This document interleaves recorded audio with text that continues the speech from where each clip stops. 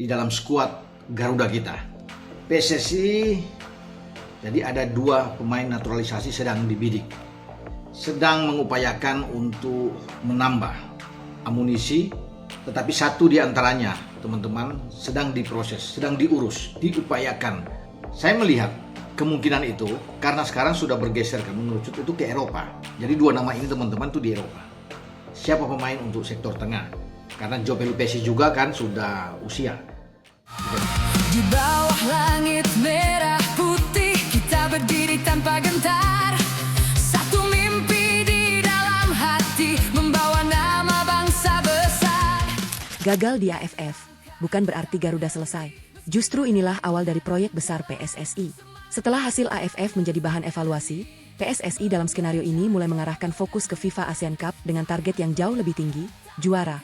John Hetman harus merombak dan menyempurnakan skuad, menggabungkan pemain-pemain terbaik yang tersedia dengan para pemain diaspora, sekaligus menguji 3 nama Eropa yang selama ini menjadi sorotan, Pascal Struijk, Laurin Ulrich, dan Dean Zandbergen.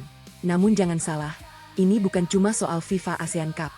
Hetman sedang membangun sesuatu yang jauh lebih panjang. Turnamen ini akan menjadi tempat untuk menguji kombinasi baru, mencari starting 11 terbaik, membangun chemistry, dan menentukan siapa yang benar-benar layak menjadi bagian dari kerangka utama Garuda. Jika seluruh proses resmi berjalan dan pemain yang diproyeksikan benar-benar tersedia, Indonesia bisa memiliki kedalaman skuad yang jauh lebih besar. Jai Itzes dan para pemain belakang menjadi fondasi pertahanan. Tom Haye, Ivar Jenner dan lini tengah lainnya menjadi pengontrol permainan. Sementara sektor depan memiliki banyak pilihan untuk membongkar pertahanan lawan. Dan lawan-lawan di fase grup akan menjadi ujian pertama. India menguji kesiapan, Singapura menguji mental, Malaysia menguji karakter. Tetapi target PSSI tetap sama. Bukan sekadar lolos grup, bukan sekadar masuk final. Garuda harus memburu juara. Setelah itu, pekerjaan Hetman belum selesai. Hasil FIFA ASEAN Cup akan digunakan untuk menentukan kerangka yang lebih matang menuju Piala Asia 2027.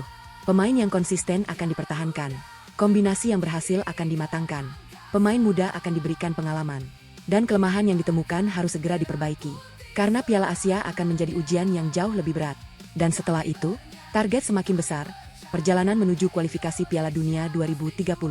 Jadi 3 pemain baru ini, jika nantinya benar-benar resmi melalui seluruh proses yang diperlukan, bukan hanya diharapkan menjadi tambahan kekuatan untuk 1 turnamen. Mereka harus mampu menjadi bagian dari pondasi generasi Garuda berikutnya. Inilah yang membuat proyek Hetman menjadi menarik. FIFA ASEAN Cup untuk membangun identitas. Piala Asia 2027 untuk menguji level Asia. Dan 2030 untuk mengejar mimpi terbesar Garuda. Sekarang pertanyaannya, apakah Hetman mampu menyatukan full squad ini menjadi tim yang benar-benar kuat? Dan kalau seluruh pemain tersedia, 3 tambahan Eropa benar-benar terrealisasi, serta strategi Hetman berjalan sesuai rencana, apakah ini akan menjadi Garuda terkuat yang pernah kita lihat? Kalau kalian yakin Garuda harus menjadikan FIFA ASEAN Cup sebagai titik awal menuju level Asia dan Piala Dunia, tulis di komentar. Target juara, menuju 2030. Like, subscribe, komen. Karena perjalanan Garuda bukan berhenti di 1 turnamen. ASEAN Cup Piala Asia 2027 kualifikasi Piala Dunia 2030. Garuda harus membangun masa depannya sekarang. Setelah evaluasi besar pasca AFF, PSSI kini harus melihat timnas Indonesia dengan perspektif yang lebih panjang. Kegagalan sebelumnya tidak boleh hanya menjadi bahan pembicaraan selama beberapa hari, kemudian dilupakan begitu saja. Justru dari situlah Hetman harus menemukan kelemahan Garuda, memperbaiki struktur permainan, dan menentukan pemain-pemain yang benar-benar bisa menjadi bagian dari proyek jangka panjang. Dalam skenario ini, FIFA ASEAN Cup menjadi kesempatan pertama untuk menunjukkan perubahan tersebut. Hetman membutuhkan skuad dengan kedalaman yang jauh lebih baik. Bukan hanya 11 pemain utama, tetapi juga pemain pelapis yang memiliki kualitas untuk mengubah pertandingan ketika situasi tidak berjalan sesuai rencana. Dan perhatian kembali tertuju kepada 3 nama Eropa yang selama ini ramai diperbincangkan, Pascal Struijk, Laurin Ulrich, dan Dean Zandbergen. Jika ketiganya benar-benar tersedia melalui seluruh proses resmi, maka mereka bisa memberikan Hetman tambahan pilihan di beberapa sektor.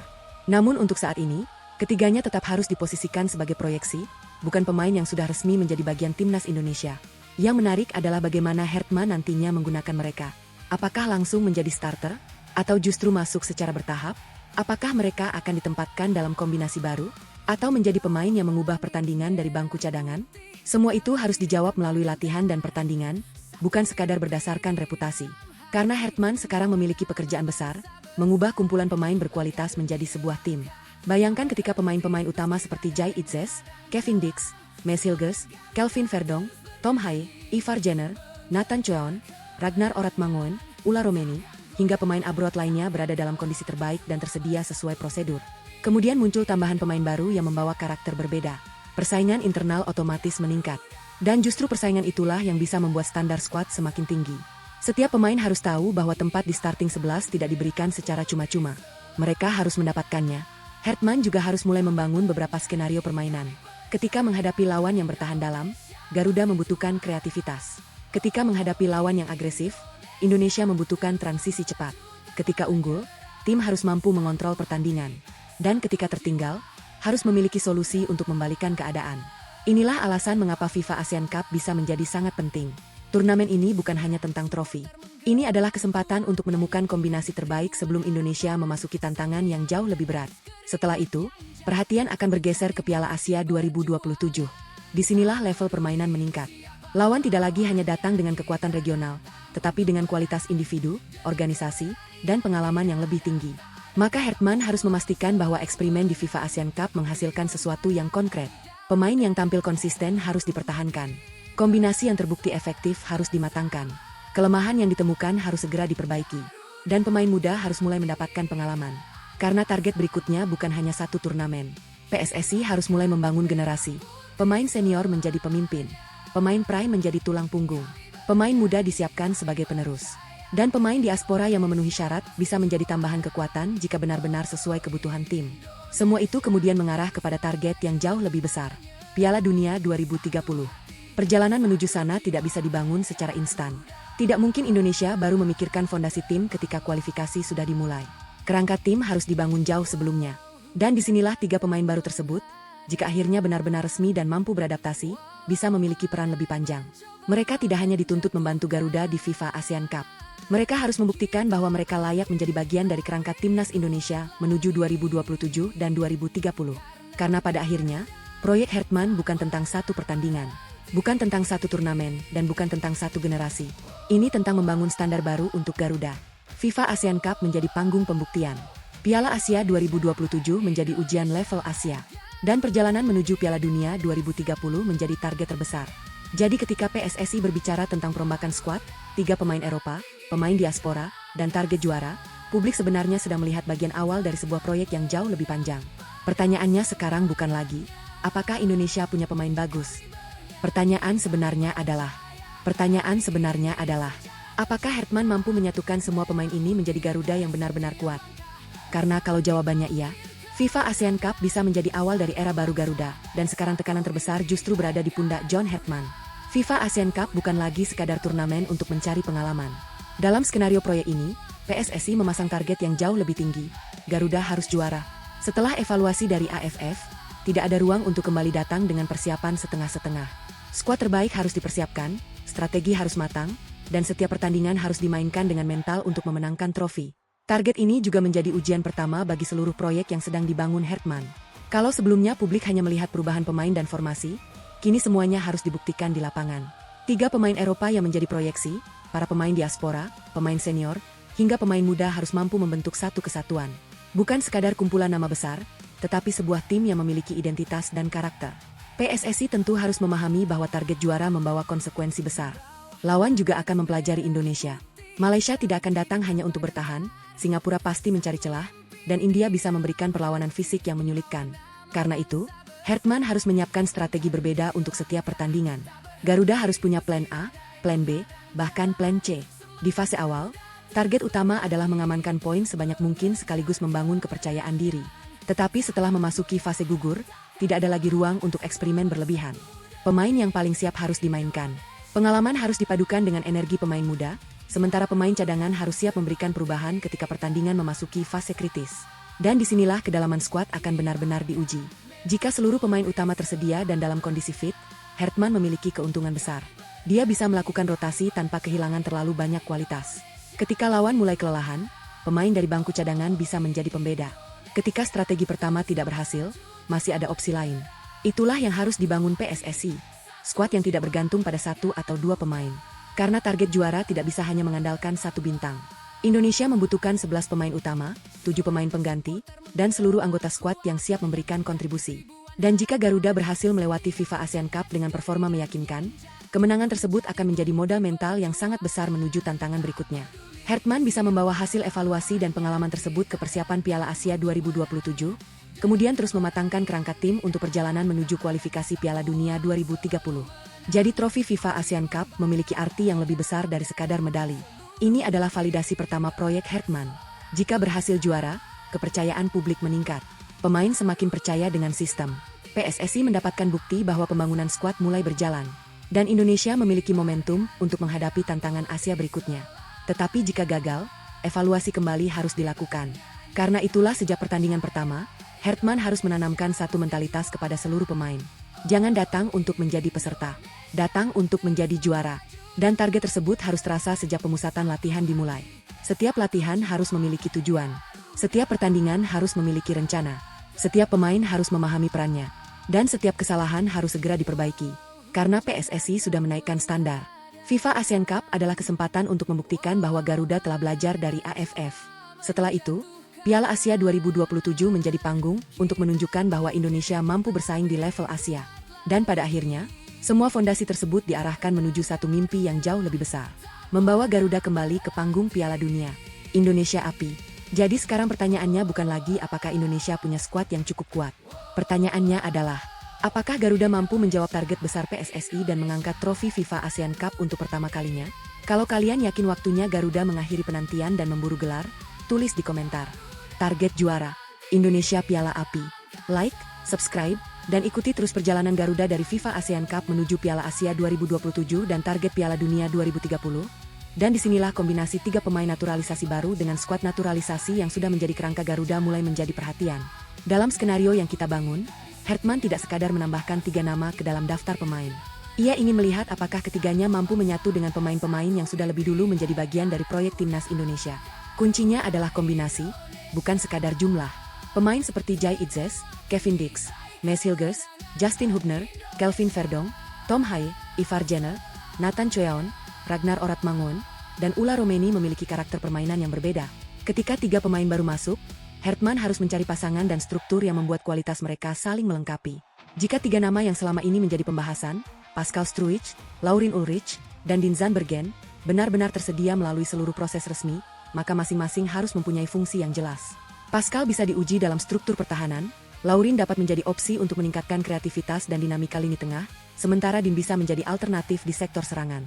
Namun status mereka tetap harus menunggu proses resmi. Jangan dianggap sudah menjadi pemain timnas sebelum ada pengumuman resmi. Bayangkan ketika seluruh pemain berkumpul dalam satu pemusatan latihan. Hertman kemudian mulai melakukan eksperimen. Ia bisa mencoba kombinasi lini belakang dengan pemain baru, mengubah struktur gelandang, lalu menguji variasi lini depan.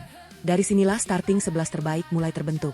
Dan yang paling menarik adalah kemungkinan munculnya persaingan internal yang sangat ketat. Pemain lama tidak otomatis kehilangan tempat, sementara pemain baru juga tidak otomatis menjadi starter. Semua harus membuktikan diri di latihan dan pertandingan.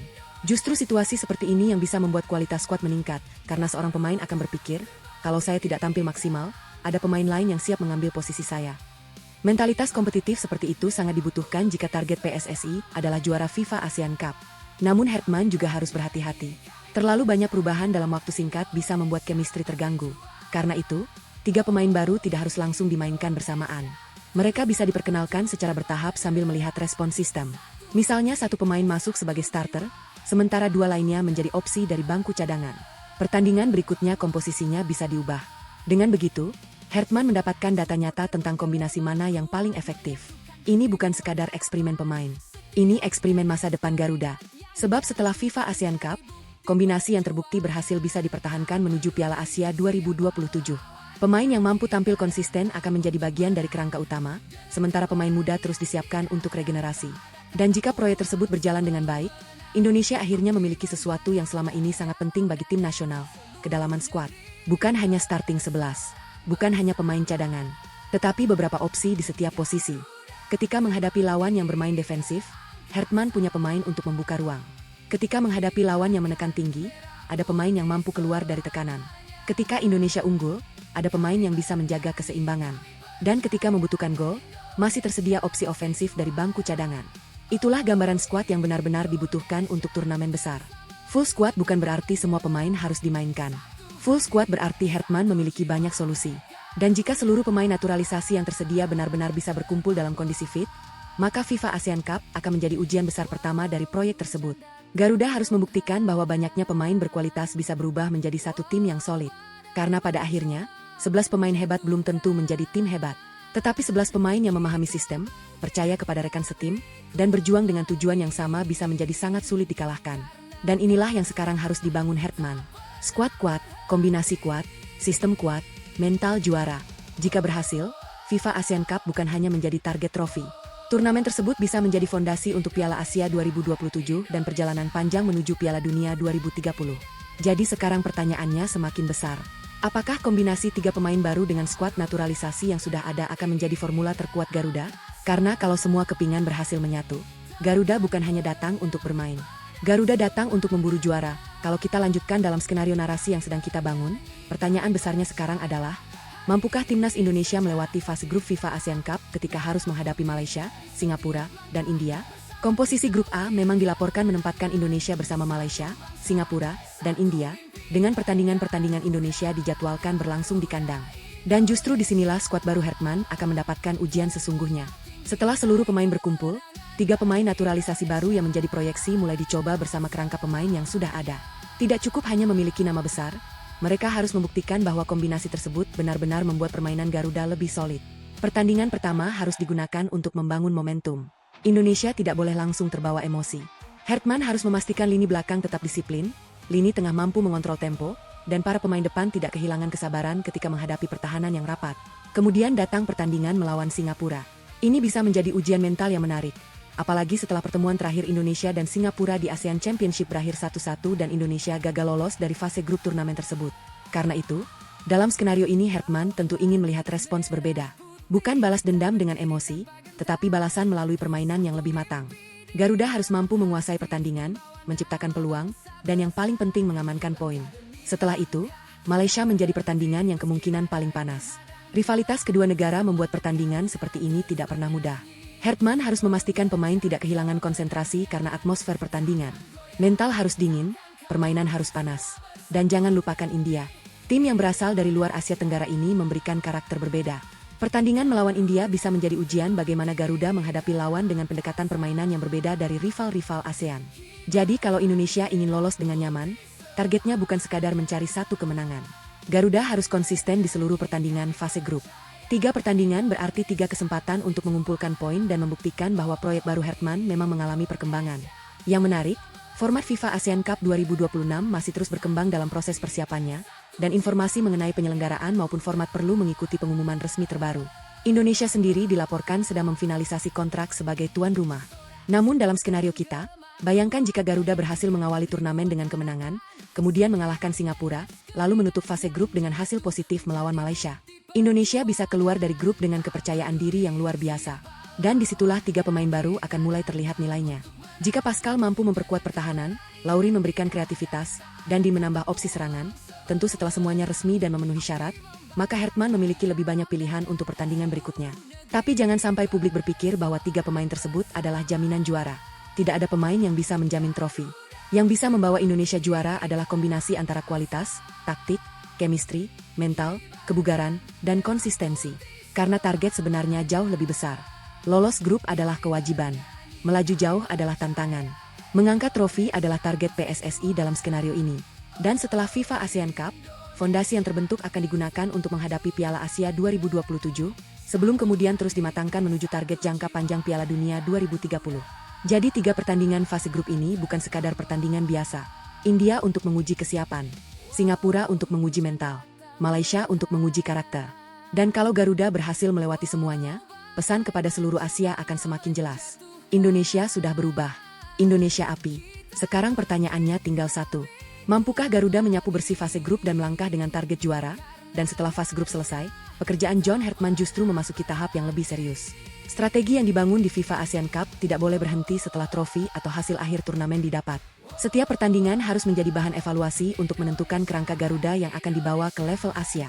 Hertman sendiri menempatkan rangkaian turnamen sebelum 2030 sebagai tahapan menuju target utama Indonesia tampil di Piala Dunia 2030. Dalam skenario ini, 3 pemain naturalisasi baru menjadi bagian dari eksperimen penting.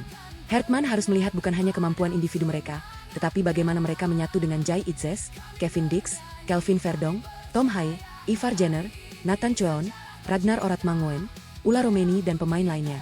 Jika kombinasi tersebut berhasil, maka FIFA Asian Cup bisa menjadi titik awal terbentuknya kerangka baru Garuda. Yang dicari Hertman bukan sekadar starting 11 terbaik, tetapi pola permainan yang bisa bertahan dalam pertandingan besar. Ketika lawan menekan tinggi, Indonesia harus memiliki solusi.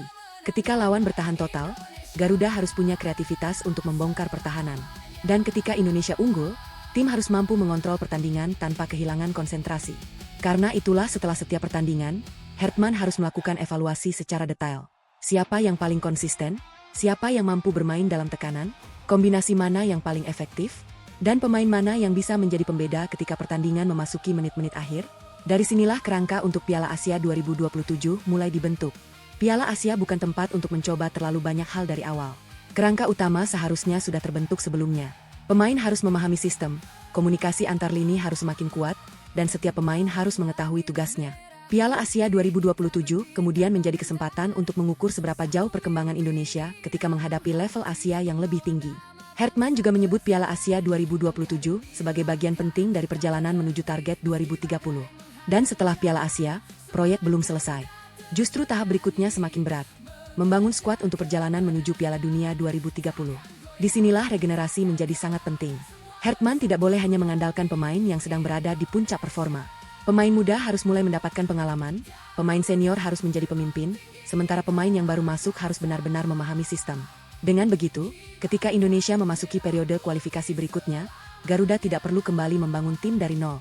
Fondasinya sudah tersedia. FIFA Asian Cup menjadi tempat membangun chemistry dan mental juara. Piala Asia 2027 menjadi ujian kualitas di level Asia. Setelah itu, pengalaman tersebut dibawa menuju proyek jangka panjang untuk mengejar tiket Piala Dunia 2030. Jadi kalau melihat proyek ini secara keseluruhan, Hertman sebenarnya sedang menyusun sebuah rantai pembangunan Garuda. FIFA Asian Cup, bentuk identitas. Piala Asia 2027, uji level Asia. Tahap berikutnya, matangkan skuad. Kualifikasi Piala Dunia, ujian terbesar.